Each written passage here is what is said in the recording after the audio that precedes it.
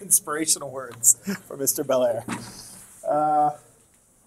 So we're going to move back into evaluating logs. We're going to spend the next many days looking at the laws. I think I talked about this earlier this week. But if you remember in grade 9, and maybe even a little bit before that, when you looked at the exponent laws. So for example, what do you do when you're multiplying powers with the same base? You add the exponents, right? And we have laws that we use for exponents. So we have similar laws for logs, but because of the different way we write them, and they aren't just exactly the same. So we'll look at those.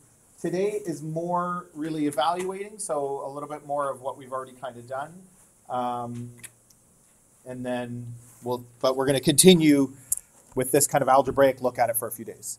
All right, so we're going to start by evaluating each of the following by converting to an exponential equation. This is something that I want you to be able to do and show your work doing this properly. So there is a shortcut to a lot of these questions, and I know that many of you maybe already know it, but this is like a really good thinking skill to understand exponents, to understand logarithms and how they're related to each other, to be able to rewrite these in the right way. So it is something that you need to be able to do on the test.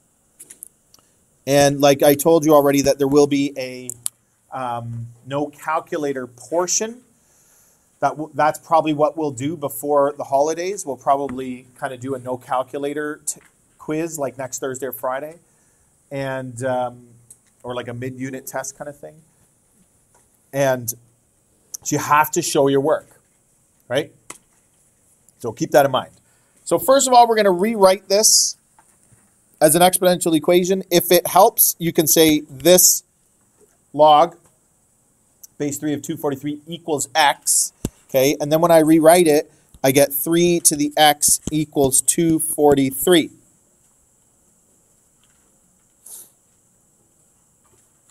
And this is grade 12. This is advanced functions. It is no longer okay to make these grade 11 mistakes. So how can I rewrite 243? Sam? 3 to the 5. So this is what people want to do. Don't write this down. People want to go 3 to the 5 equals 243. Therefore, x equals 5. That's wrong. This is not the right form. Okay, this is a technicality. This is a structural thing. That's like a grammatical mistake. So your meaning is correct, but your grammar is wrong, or your syntax is wrong, right? So that's okay, in some ways in grade 11 maybe to make that mistake, but in grade 12, I think we can do better. So we write it like this, and we say, therefore, x equals 5. That's called, we equate the exponents. We rewrite them with the same base, and as long as I have the same base on one side and the same base on the other side, and no other junk. If you have other junk, then you'd have to take care of that. As long as you have no other junk, then I can say that the exponents, whatever they are equal. Okay. Next one. So again, if I say this equals x, I get 8 to the x equals 16. But I cannot write 16 with a base of 8. Not easily, at least. So we look for a common base that we can write both of these as. And of course, that's going to be 2. So I write 2 to the 3 to the x equals 2 to the 4. And this is a power rule, or an exponent law from grade 9. When you're taking a power of a power, so an exponent to another exponent, we multiply, right? So 2 to the 3x equals 2 to the 4. Therefore, 3x equals 4, and x equals 4 over 3. Don't forget, we're trying to solve for x, so we want to make sure we get it all the way to the end, so it says x equals whatever.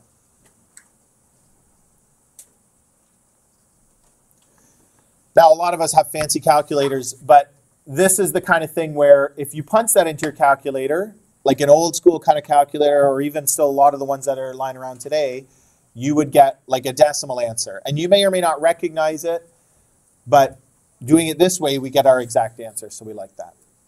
Okay? And you'd be required to show those steps for full marks.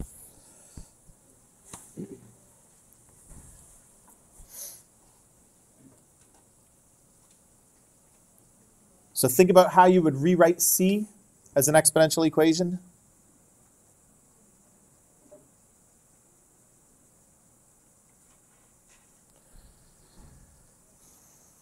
Like a lot of this is familiar, but we're getting re-warmed up with how we write exponential things and how we just evaluate these exponents and do the exponent laws and stuff, right? So this should be 4 to the x equals 1 over 8.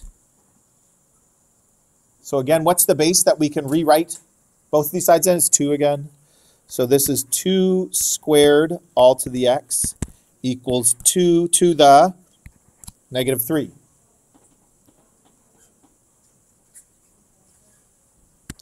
Therefore, 2 times x equals negative 3.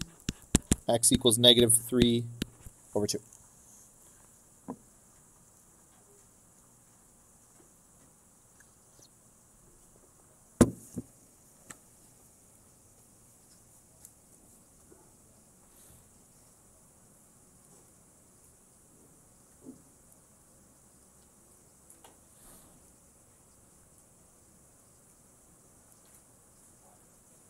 Everybody good? Okay, one more. Go ahead and try to write that one.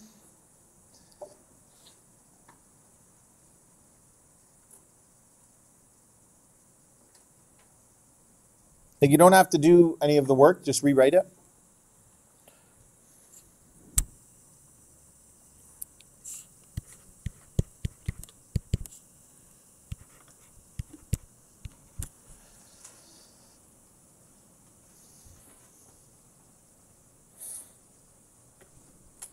So obviously our base is going to be 5. So this is going to be 5 squared all to the x. And I'm going to take a couple steps to do this. So you could probably shorten this process.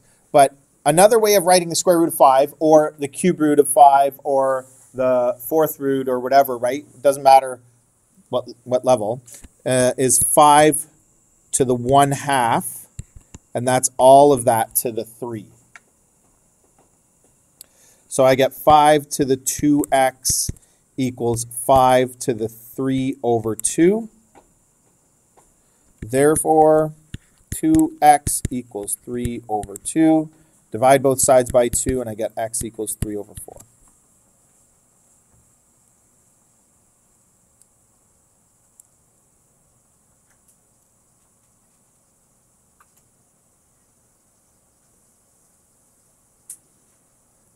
Any questions about any of that? You remember that a square root is the same as an exponent to the 1/2? Right? I didn't do any work there. It's rewriting the same thing. Okay. Okay, go ahead and try A on your own. It's pretty straightforward, I think.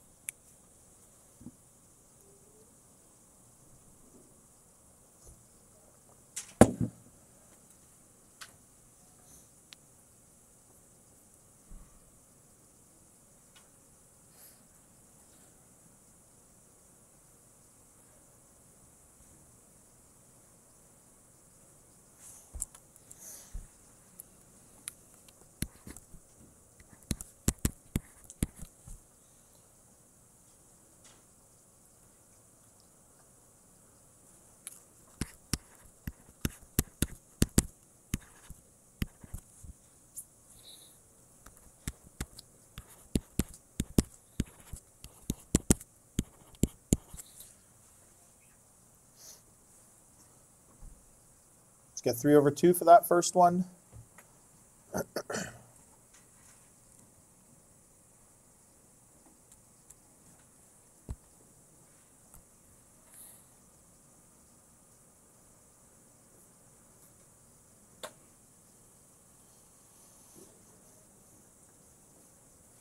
And you can always go back and check this. 9 to the 1.5 and see that you get 27 back, right? Like you can check these pretty easily.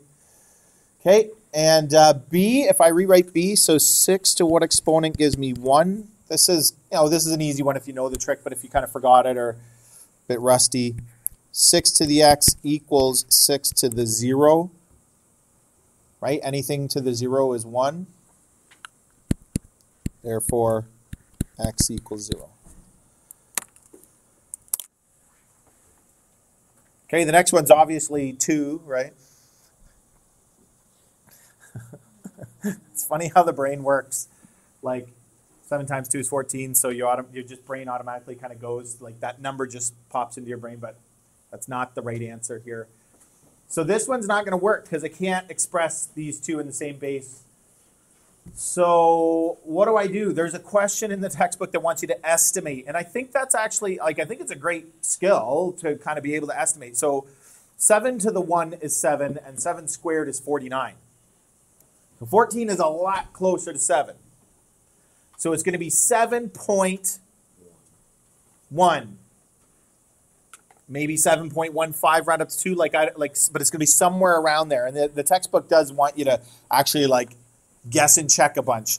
For me, that's not important. I'm not going to ask you to do that. But I would say, why not estimate it and sort of think 1.3, 7.1 or 1.3, yeah.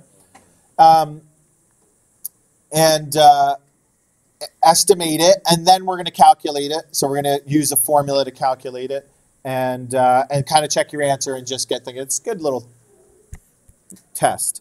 So how do we solve these? If this is equal to x, we have a little formula. It's called the change of base formula, where I take the log of 14 over the log of 7.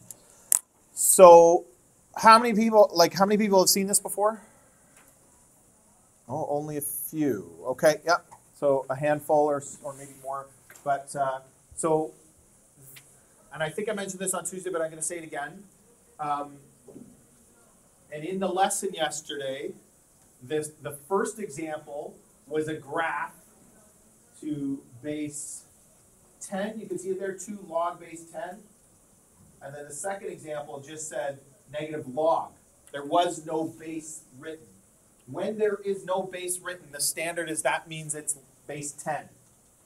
Okay, so your calculator has a button that says log, and again, if you have a fancy one, when you hit that, it might come up with a little flashing square where you can enter a base, but most calculators don't do that. They just have a log button, so you're always doing everything in base 10. That's what it means. That's something important that you need to know, that your calculator is working in base 10. Okay, and that's what this notation means. This means log base 10 of 14 divided by log base 10 of 7. So this formula will work for any base. Okay, I could put log base 2 over log base 2 or log base 3 over log base 3. That part doesn't matter. But we don't care what base it is. They just have to be the same. I can't have a different one on top from the bottom. They have to be the same base. But that's all there is to it. So because our calculator is in base 10, we just always kind of do it this way. But there is some behind-the-scenes action going on there. And so then all we do is enter this onto our calculator, log 14 divided by log 7, and I get, wow, 1.35. More than we expected, eh? Yeah. So 1.4.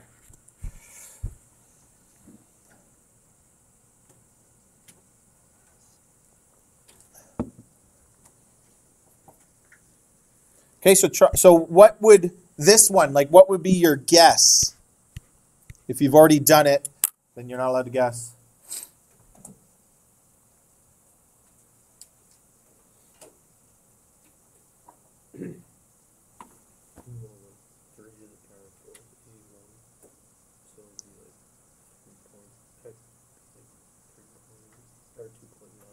Yeah, it's 3.9.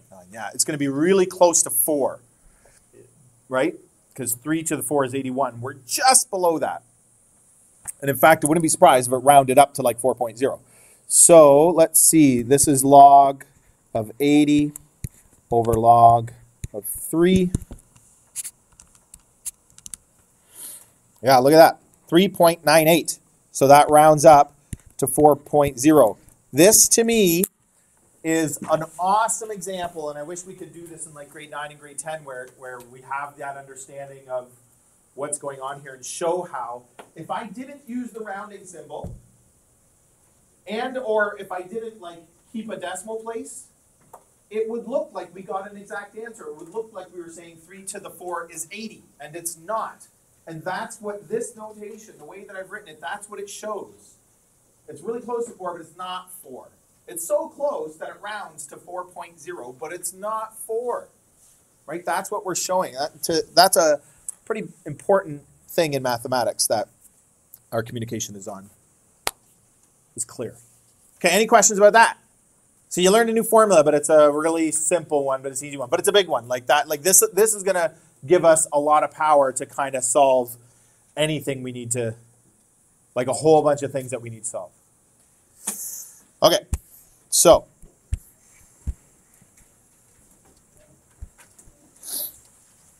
I'll give you a minute to copy that down.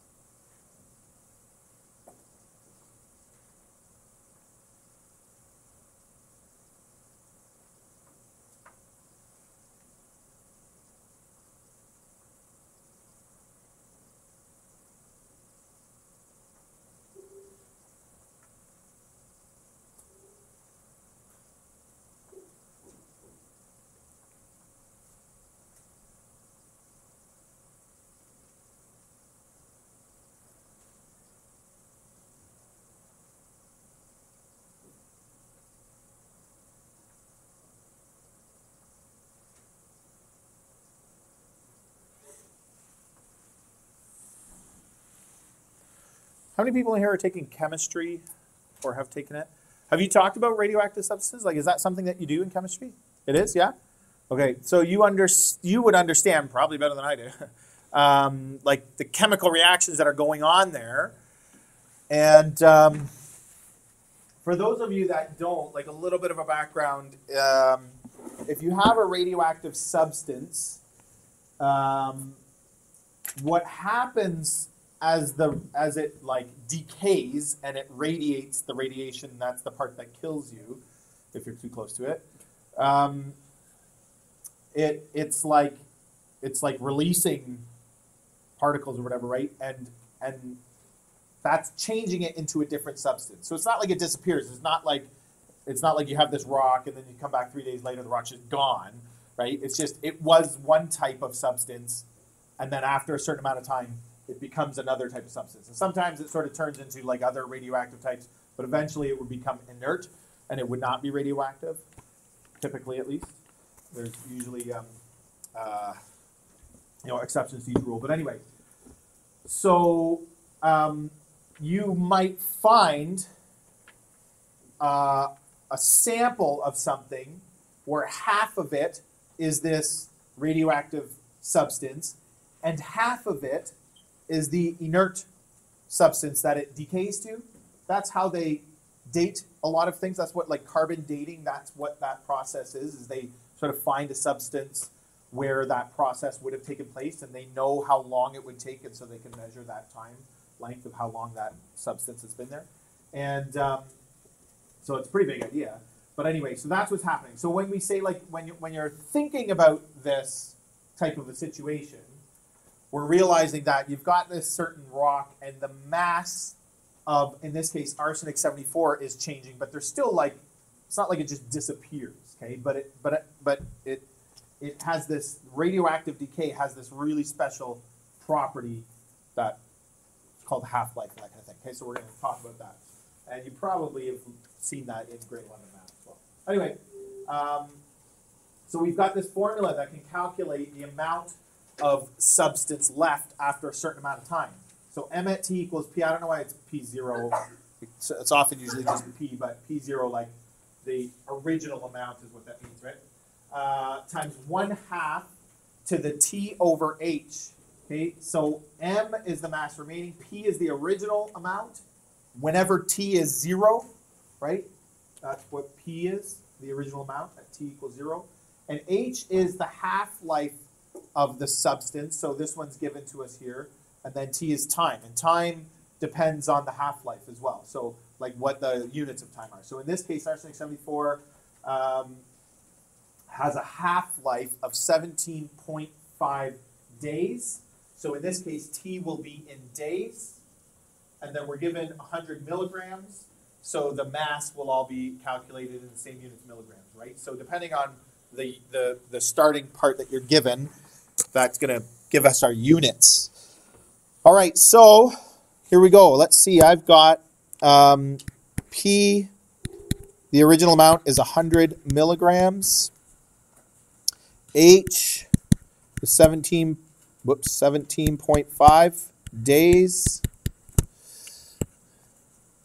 And so I can start subbing that stuff into the formula. So M at T is 100 times 1/2 to the T over 17.5.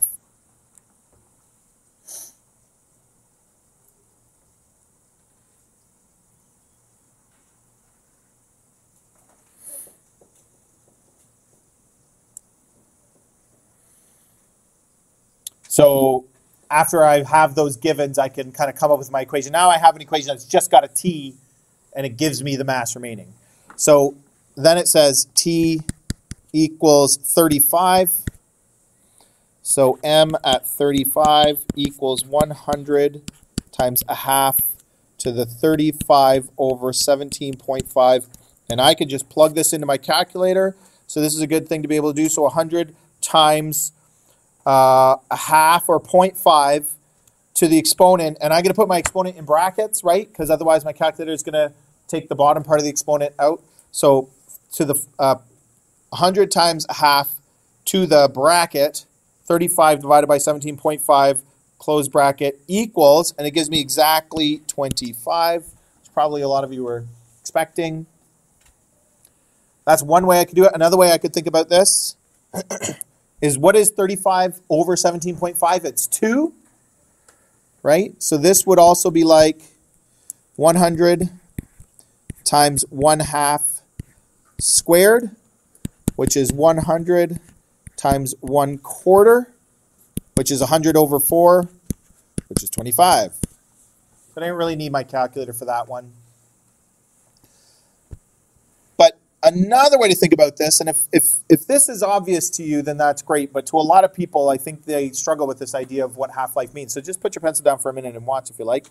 So the mass over time. So the mass starts at 100. When I have number of half-lives and time. When I have one half-life, sorry, 0 half-lives is there. When I have one half-life, the mass is half of the original amount. When I get another half-life, it's going to be half of that. Another half-life, it's going to be half of that, right? But what's the time that's passing? So that's 0, that's 17.5, that's 35, and then plus another 17.5, so is that 52.5, and then continuing on. Like 35 days was exactly 2 half-lives, so I cut it in half twice. Cut it in half to 50, cut it in half again to 25, right? That's what's happening. This is what half-life means. So every time, but this, what's interesting is, the amount of days that goes by is linear, right? But this part is not linear. that part's changing. The amount that we're losing is decreasing each time. That's what makes it exponential decay. Okay, so I think when you're doing questions like this, it's important to sort of not just plug in the numbers, but think about what's happening with the growth, or the decay in this case, the negative growth, and sort of wrap your head around exactly what's happening. Does that make sense? Okay. So that was sort of a grade 11 kind of question, because we subbed in for t. What if we're looking for t? So in this case, we're given m.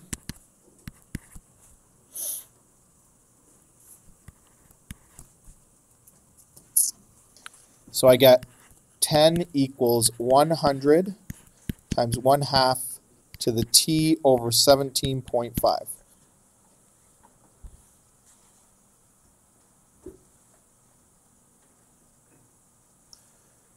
So we got to pick apart the right side a little bit, and we obviously have to do this in the right order. I'm going to divide both sides by 100.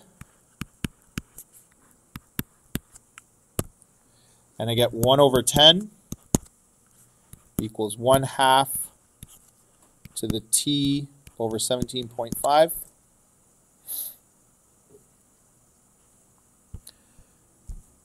Now I have to rewrite this in logarithmic form.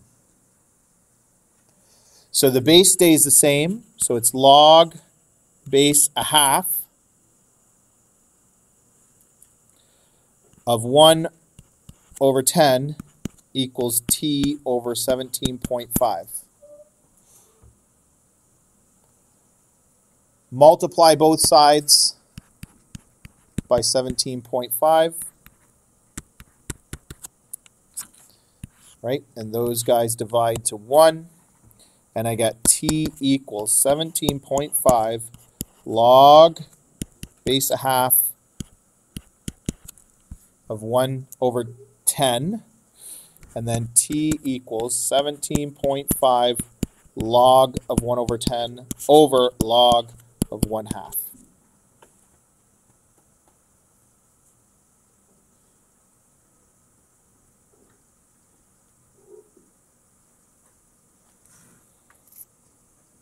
All right, try plugging that in your calculator, see how that goes.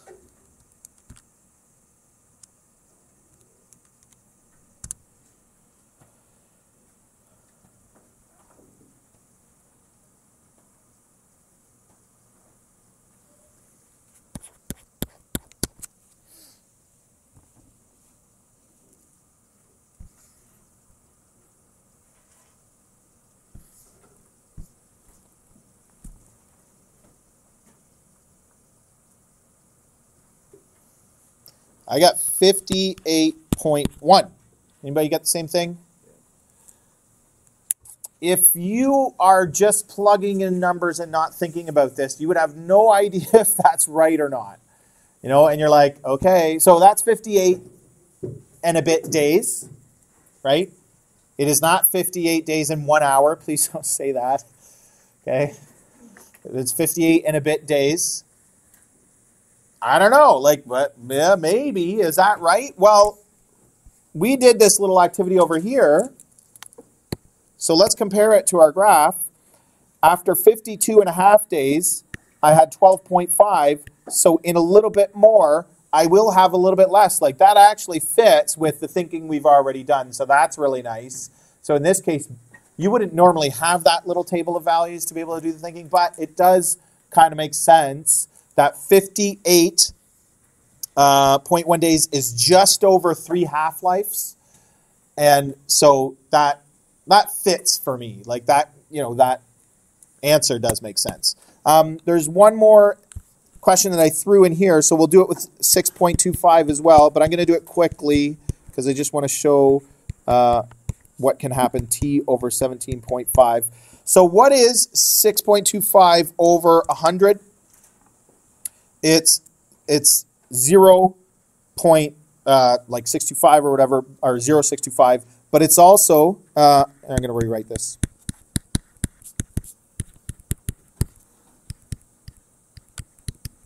It's also 1 over 16 exactly.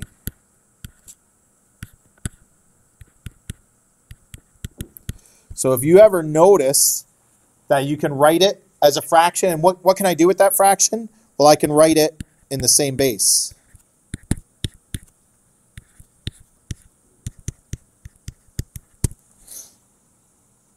There are times where this works out. So therefore, 4 equals t over 17.5. So with exactly what this is telling us, like we're not done yet, but what this is telling us is exactly 4 half-lives would give us 6.25. That's why my table stopped, because I didn't want to give that up. But if I went to a fourth and I divided this by 2 again, I get 6.25. Right? So everything fits. But if I want the number of days, then I simply multiply both sides by 17.5.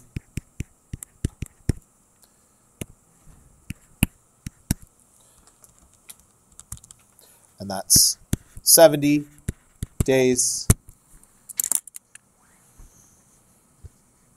So sometimes it works out nicely. And if it does, I guess my advice is take advantage of that. Like, that's really good thinking to notice that you can rewrite them in the same base. And that gets you good at like the numeracy skills of rewriting them that way and thinking about the stuff in the right way. So if you can do it that way, I would do it that way.